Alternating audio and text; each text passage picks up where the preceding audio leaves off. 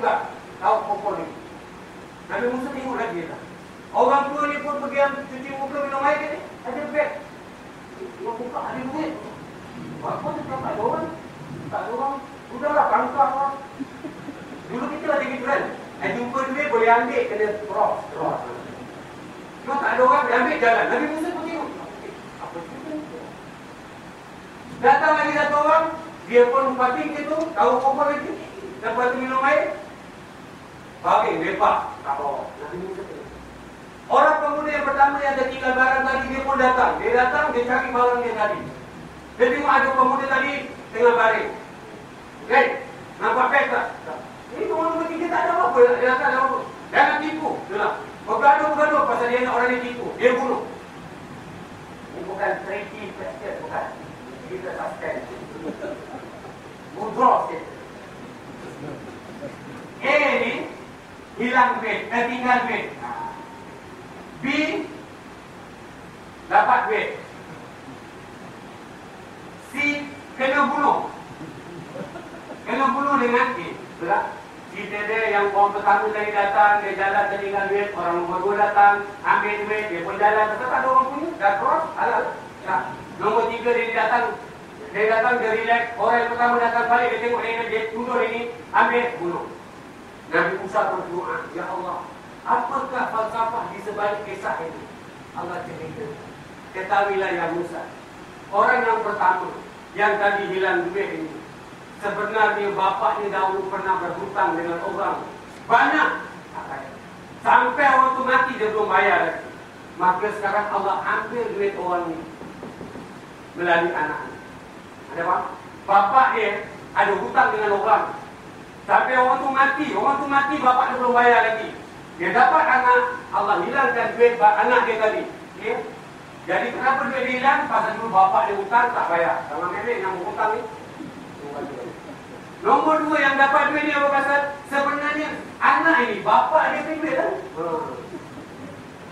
Yang tadi tu orang ni lah. Orang ni. Duit tu bapak dia. Bapak dia tadi orang ni yang bapak ni tak bayar duit. Dia beri bapak ni. Jadi dia dapat bukan melalui bayaran tapi melalui jumpa. Jadilah pasal dah cross kira halal kan. Ni sekarang nombor 3 ni apa kena bunuh? Apa pasal nombor 3 ni? Pasal sebenarnya yang tadi yang hutang tadi sampai mati tu, bapak dia ni lah yang bunuh. Dia ni lah yang bunuh bapak dia. Jadi sekarang kisah ni dia yang kena bunuh. Faham tak faham? Tak faham? Artinya semua orang bikin ada kaitan. Yang dia ni, tidak. Bapak dia hutang tak bayar, maka duit dia yang hilang. Duit dia yang hilang, tidak. Pasal bapak tak bayar, tidak. Dibayar duit. Tak apa, dia. Nombor 2 ni dapat duit pasal apa? Pasal bapak dia punya tadi duit yang orang tak bayar, lagi orang lain. Nombor 3, kenapa dia kena bunuh? Kata dia lah yang bunuh bapak orang itu. Jadi kisah dia daripada orang lain. Dia bunuh. Bapak dia ni yang mati, ya. Bapak dia mati kena bunuh, tapi yang bunuh dia ni. Maka kisahnya daripada tangan orang lain. Artinya hari ini apa pun anda bikin, kalau tak di dunia, di akhirat. Ini yang anak-anak yang kecil-kecil, yang remaja-remaja kita nak bikin. Apa pun kita nak bikin hari ini, kita fikir. Orang biling kita mau fikir banyak-banyak. Tak mau dimai-dimai tak mau fikir. Anda nak bikin tak terlepas sama ada dosa, ataupun mungkin kalau tak kena sekarang, kena kepada anak kita, kena kepada orang lain. Atau paling tidak di akhirat, sama ya'man di sekolah darah di sekolah jarak, wa ya'man di sekolah jarak. Semua kita bawa. Ulama-ulama meletak dalam buah hati supaya kita ambil aktibar. Kunci mujahadah ialah bergabungan di antara keyakinan kepada takdir dan janji Allah dengan niat yang ikhlas. Kalau dua perkara ini digabungkan, keyakinan kita kepada benda kita yakin. Kalau Allah janji begitu, kita yakin. Kalau Allah larang, Allah cakap aku akan azab tuan macam tadi juga. Apa pun benda tak baik kita bikin, pasti akan dibalas. Pasti. Kita khawatir akan dibalas nanti selepas anak-anak kita sebagainya. Kalau kita yakin, kita akan tinggalkan. Kalau kita yakin benda tadi baik, pasti akan dibalas. Kalau kita tak dapat anak, kita dapat yang baik, kita akan bikin. Keyakinan tadi dan keikhlasan ini, dia akan membuahkan semangat berubah-ubah insya-Allah. Kita akan bersungguh-sungguh melakukan apa saja benda baik insya-Allah. Benda yang tak baik walaupun kecil kita akan tinggalkan. Waktu itu kehidupan kita insya-Allah, kalau gelap pun dia digerakkan insya-Allah. Kalau susah, insya-Allah dia jadi senang. Allah yang menolong kita. Allah yang memudahkan. Walaupun berbagai rintangan dan masalah, insya-Allah dia akan jadi mudah, akan terhurai. Karena Allah yang akan menghuraikan, Allah yang akan mempermudahkan, insya-Allah. Jadi kita kena yakin. Tak ada orang yakin Nabi boleh mengubah Mekah tu. Satu bandar yang maksiat. Orang kaya dia bikin orang miskin suka-suka. Dia nak bunuh ke dia nak bikin maksiat, suka-suka. Bapa-bapa nak jual anak ni suka-suka. Zaman jahiliah macam ni. Seorang bapa yang ada anak perempuan boleh jadi kaya dengan menjual anak ni. Dan ini zaman jahiliah. Orang perempuan tak ada nilai, Islam angkat macam ni. Orang nak minum arak, orang nak maksiat, orang nak bikin apa. Penyembahan ni jangan cerita. Orang nak bunuh, sembelih unta letak kat Kaabah. Tak makan lagi dia. Tapi jadikan bangkai. Ada negara yang orang tak boleh yakin bahawa boleh jadi baik. Perangai orang laki-laki dulu jahat dia. Sekarang untung suami-suami ni baik. Orang laki-laki dulu lah. Dia nak letakkan mahar tu bukan untuk anaknya. Dia letak. Dia habis main judi kalah, dia letak mahar tinggi-tinggi. Dia tulis skor. Islam tak mahar untuk orang perempuan. Orang lelaki dulu dia tak suka dengan bini dia. Dia tak nak cerai. Dia tuduh zina. Itu berlaku dia lihat. Dia sumpah tak nak bersama tapi tak mahu tak mahu menceraikan. Dulu dia lelaki-lelaki dia. Siapa sangka Nabi boleh mengubah dia tak?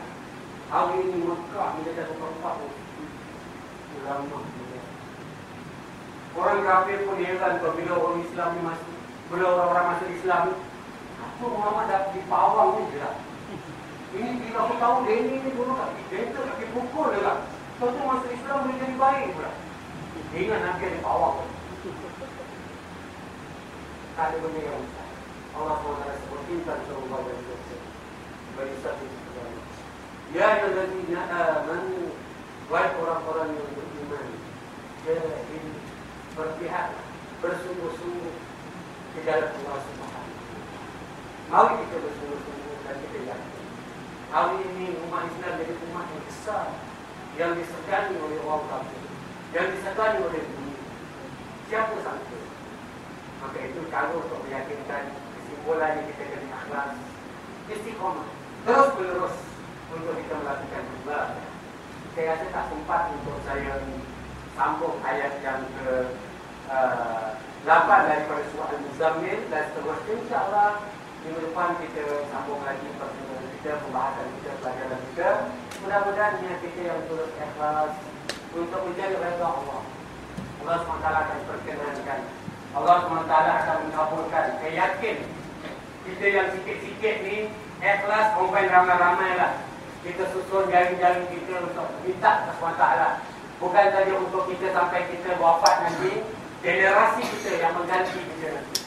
Mudah-mudahan mereka akan lebih baik daripada kita, harapan kita. Selalu ingat surah Al-Asr. Allah sumpah, wal usr, demi masa. Innal insana lafi khusr. Tidak ada satu pun yang bernama al-insan manusia. Mereka kata Allah lafi khusr. Sungguh pada mereka itu kerugian. Sungguh dan pasti. Kemudian kata Allah tidak lagi wa amilus shalihat wa tawassaw bil haqq wa tawassaw. Kalau kita tak nak rugi, kita pastikan kita ada 4 benda. Pertama, beriman, alhamdulillah. Syukur banyak-banyak kita terpilih sebagai hamba yang beriman. Wa amilus shalihat. Dan ini tak boleh kita tinggalkan. Belajar dan beramal saleh. Di saat yang sama tadi kita sebut, kita kumpul ramai-ramai, kita tak kuat seorang. Ini zaman yang penuh pancaroba. Iman kita tak kuat. Ramai-ramai kita duduk, kita saling berkongsi pengalaman. Kita tanya orang lama-lama kita yang dah berlalu zaman-zaman susah, insya-Allah. Saling nasihat-menasihati, wa tawassaw bil haqq, wa tawassaw bis sabr. Sambil-sambil kita hidup, kita sabar. Kata Imam Syafi'i, siapa mukmin yang ada 4 perkara ini? 4 perkara. Iman, amal soleh, saling nasihat dan sabar. Nescaya menjadilah mukmin yang sempurna. Kata Ibnu Qayyim Al-Jauziyah, tak selamat, tidak sempurna mukmin yang tidak ada 4 perkara. Mudah-mudahan 4 perkara ini mendidik kepada kita terus istiqamah sebagai seorang muslim dan mukmin. Dan mudah-mudahan Allah SWT perkenankan doa kita. Subhanakallahumma wa bihamdika asyhadu an la ilaha illa anta astaghfiruka wa atubu ilaik. Wabillahi taufiq wal hidayah. Assalamualaikum warahmatullahi wabarakatuh.